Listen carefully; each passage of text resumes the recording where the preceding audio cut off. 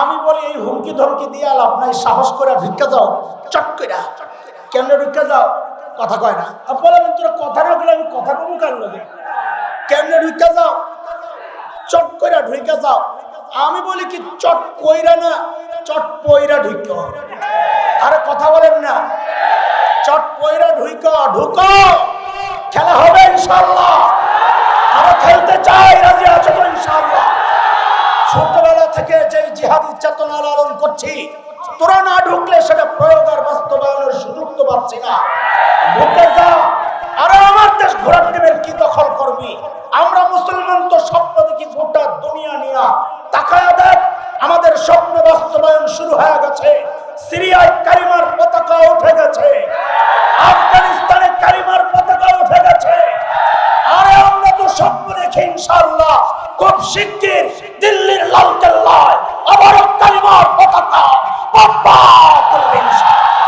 মুহতারাম হাজরিন, আসেন তো না আবার পালিয়ে যাবেন কে? আপনারা তো হেলিকপ্টার দেখলে হুঁশতায় না, খাওনটা খাওয়ার সময় পান না আপনারা। মুসলমান পালায় না, বলেন মুসলমান ফখরুলের বাড়িও তালাশ করে না। কি বুঝছো? বুঝো? ফখরুল সাহেব জায়গা দিবেন তো? মুসলমান ময়দান তালাশ করে, ময়দান, ময়দান কোথায় লড়তে হবে ময়দান তালাশ করে মুসলমান। কথা কাও ঠিক কিনা? আরে যারা রক্ত দিতে জানে তারা পালাতে জানে না। আল্লাহ তাআলা বলেন ফালা তুজলামু নাফসুন শাইআ। এটা দুনিয়ার আদালত। বিনা অপরাধী, নিরপরাধ তাকে অপরাধী বানানো হয়, আর অপরাধীকে নিরপরাধ বানানো হয়। এটা দুনিয়ার আদালত। আমার আদালত হচ্ছে ফালা তুজলামু নাফসুন শাইআ, কারো উপর বিন্দু মাত্র জুলুম করা হবে না। আল্লাহ তাআলা বলেন কিয়ামতের মাঠে আমি ইনসাফের পাল্লা দাঁড় করাবো, ওজন মাপার জন্য, মানুষের আমল ওজন করার জন্য। মানুষের আমল মাপা হবে। কিভাবে মাপা হবে ওই বিশ্লেষণ ব্যাখ্যায় আমি যাচ্ছি না, আপাতত দেরি হয়ে যাবে। শুধু আয়াতটার তর্জমা শোনাইতেছি। আল্লাহ বলেন এই মাপার ক্ষেত্রে কারো উপর বিন্দু মাত্র জুলুম করা হবে না। জুলুম করা হবে না মানে, জুলুম করা হবে না মানে হচ্ছে একজন অপরাধ করে নাই তাকে অপরাধী বানানো হবে না, আরেকজন অপরাধ করেছে তাকে নিরপরাধ বানানো হবে না, যেটা এই সময় সচরাচর হয়। নিজের রাজনৈতিক মতাদর্শের সাথে না মিললে এটা হয়ে যায় জঙ্গি, এ হয়ে যায় রাজাকার, এ হয়ে যায় যুদ্ধ অপরাধী। গত 16 বছর এই প্র্যাকটিস আমরা দেখেছি। বিচারের নামে প্রহসন, যাদেরকে বিচারের কাঠগড়ায় আনা হয়েছে যুদ্ধ অপরাধের নামে, এর মধ্যে কিছু মানুষ তো এমন যে মানুষগুলোকে সব শ্রেণীর মানুষ ভালোবাসত। যেমন কোরআনের পাখি আল্লামা দিলওয়ার হোসেন সাঈদী রাহিমাহুল্লাহ তাআলা। এই মানুষটা স্বাধীনতা যুদ্ধের সময় ধর্ষণ করেছে, লুট করেছে, বাড়িঘর জ্বালিয়েছে। এটা একটা পাগল, সেও বিশ্বাস করবে না। হ্যাঁ, যদি ভারতের লবণ খাইতে খাইতে কারো মস্তিষ্কের বিকৃতি ঘটে কালামানিক্যের মতো, ওরাই এটা বিশ্বাস করতে পারে যে এই মানুষগুলো যুদ্ধ করে দিয়েছিল। পরিণতিও আল্লাহ তাআলা দেখাইছেন।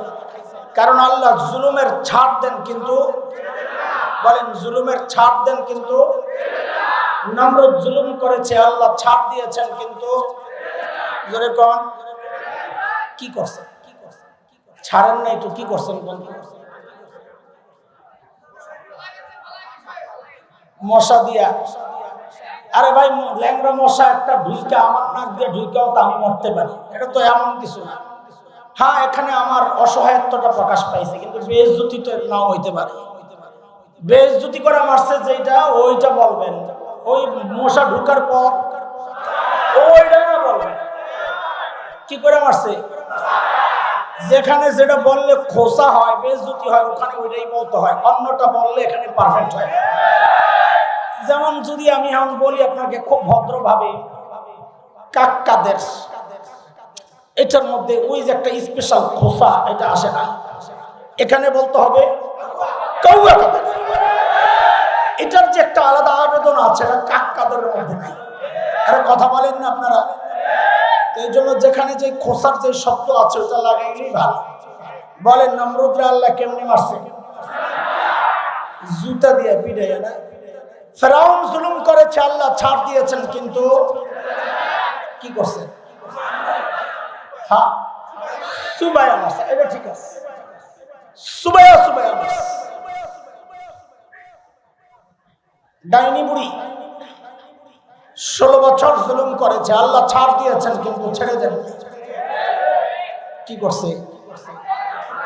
পলাইছে। হ্যাঁ, এটা ঠিক আছে, পলাইছে। কই পলাইছে এটা বল?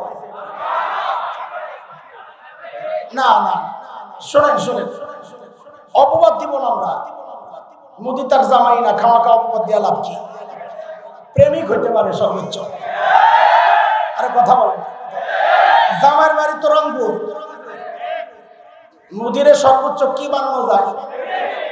প্রেমিক বানানো যায়। জামাই অপবাদ দেওয়ার দরকার, ওর যা অপরাধ অপবাদ দেওয়ার তো দরকার নাই, ওটি বললেই তো বহুত কিছু। কথা বলেন। পলাইছে আপনজনের কাছে। কার কাছে? কারণ গত 16টা বছর আমাদেরকে শুধু এই বয়ান শোনানো হয়েছে, ভারত আমাদের আপনজন, বন্ধু, কত কিছু দেয় আমাদেরকে। সুবহানাল্লাহ, গরু দেয়, পেঁয়াজ দেয়, চিনি দেয়, আলু দেয়, আরো কত কিছু দেয়, খালি দেয় দেয় দেয় দেয়। যেই বাংলাদেশ থেকে মাখন যাওয়ার পাইপটা পোলাবেন 5 তারিখ কেটে দিল, এখন সব দেওয়া বন্ধ করে, এখন খালি হুমকি দেয়, হুমকি দেয়, হুমকি দেয়। দেওয়া ঠিক আছে, জিনিস পাল্টায় গেছে। হুমকি দেওয়ার সময় শুরুতে খুব হুমকি দিছে, পেঁয়াজ দেব না। বাপরে বাপ, বান্দর সাংবাদিক একটা আছে, খালি দেহি লাফায়, পেঁয়াজ দিব না। তা আমি বলি যে পেঁয়াজ লাগবো না। কেন? আমাদের আপাই শিখাইয়া গেছে পেঁয়াজ ছাড়াও তরকারি রান্না করা যায়। লাগবো না তো পেঁয়াজ, খাতো না। যেহেতু মেরুদণ্ড সোজা করে দাঁড়াইছি, লাগবে না পেঁয়াজ। আশেপাশের দেশে যোগাযোগ শুরু হয়েছে, এখন দেখি সুবহানাল্লাহ, দাদাই পেঁয়াজের বস্তা সামনে কান্দে। দাদা কি খবর? দাদা খবর ভালো যাচ্ছে না দিনকাল, বাংলাদেশিরা পেঁয়াজ দিচ্ছে না দাদা। তোরা খা না, কি হয়েছে? তোকে মানুষ কমনি, খা। সেই কলিজা নাই। আরে খাওয়ার জন্য তো কলিজা লাগে, তাই না? কাঞ্জুসের আড্ডি, এগুলোর কলিজা শুকাইতে শুকাইতে আড্ডি হয়ে গেছে। এই জন্য ওই যে বলবেন, আমরাও তো দেখছি, বেড়াইতে গেলে ছোট্ট একটা মাটির কাপের মধ্যে একটু চা দিব, চাও যে দিব যাইতে না, যাইতে বুঝেন তো, অল্প একটু চা দিব, আর একটা চিকন টোস্ট বিস্কিট, চিকন আঙ্গুলের মতো, একটু চা আর একটা চিকন টোস্ট দিয়ে বলবি কি, দাদা পুরোটা খেয়ে নিন, দাদা দাদা পুরোটা খেতে হবে, রাখা যাবে না। ওই জন্যই তো বলবেন গল্প বানাইছে।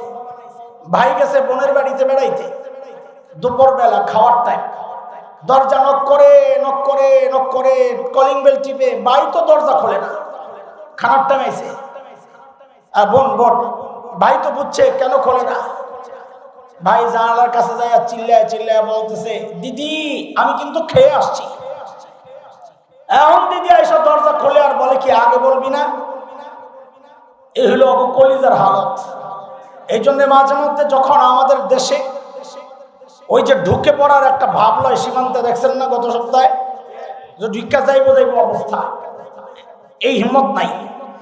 যাদের মানসিকতা এত নিচু, যাদের রুচি এত নোংরা, কত নোংরা। এই জন্য মাঝে মধ্যে রাগ করে বলি, আমার দেশ দখল করবা, ঘোড়ার ডিম দখল করবা মিয়া, আমার দেশ দখল করার আগে নিজেদের হাগার জায়গা ঠিক করে আসবে।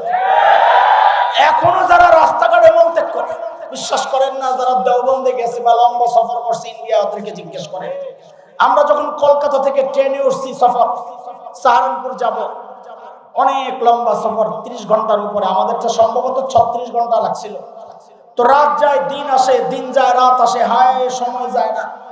তো রাত শেষ হইলে সকালে আমরা একটু জানালার কাছে যাইতাম, নতুন এলাকা আসছে দেখতে কেমন।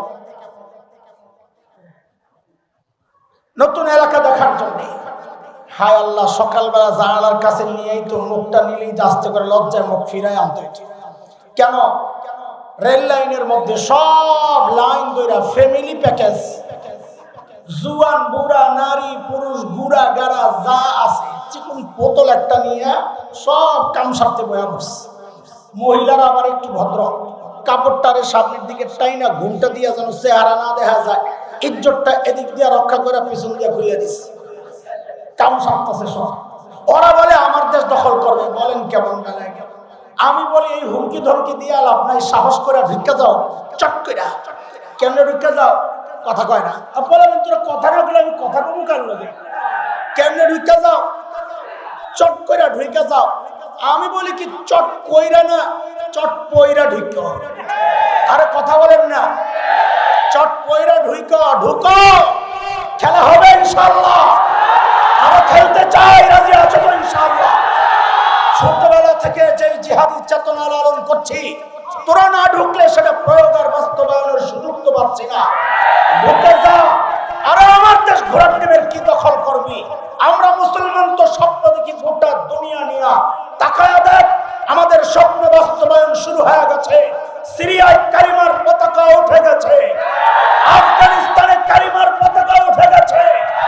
আরে আমরা তো স্বপ্ন দেখি ইনশাআল্লাহ খুব শিগগির দিল্লির লালকেল্লায় আবার কালিমার পতাকা পাপা করবে ইনশাআল্লাহ।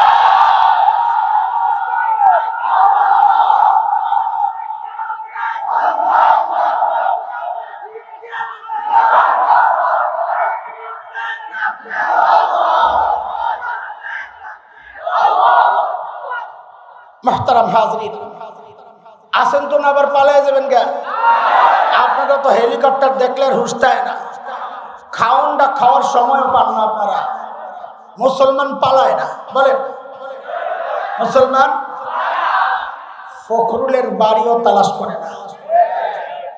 কি বুঝছো? বুঝো? ফখরুল সাহেব জায়গা দিবেন তো? মুসলমান ময়দান তালাশ করে, ময়দান ময়দান কোথায় লড়তে হবে ময়দান তালাশ করে মুসলমান। কথা কাও ঠিক কিনা? আরে যারা রক্ত দিতে জানে তারা পালাতে জানে না। আল্লাহ তাআলা বলেন ফালা তুজলামু নাফসুন শাইআ। এটা দুনিয়ার আদালত, বিনা অপরাধী নিরপরাধ তাকে অপরাধী বানানো হয়, আর অপরাধীকে নিরপরাধ বানানো হয়। এটা দুনিয়ার আদালত। আমার আদালত হচ্ছে ফালা তুজলামু নাফসুন শাইআ, কারো উপর বিন্দু মাত্র জুলুম করা হবে না। বলে বিন্দু মাত্র মানে তা আল্লাহ নিজেই যেন ব্যাখ্যা দিচ্ছেন। ইন কানা মিসকালা হাববাতিন মিন খারদাল আতাইনা বিহা ওয়া কাফা বিনা হাসিবিন।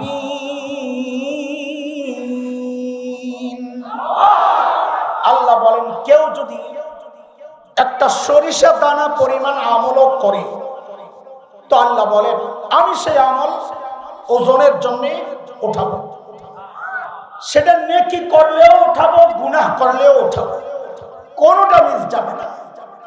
মনোযোগ আসেনি আপনার?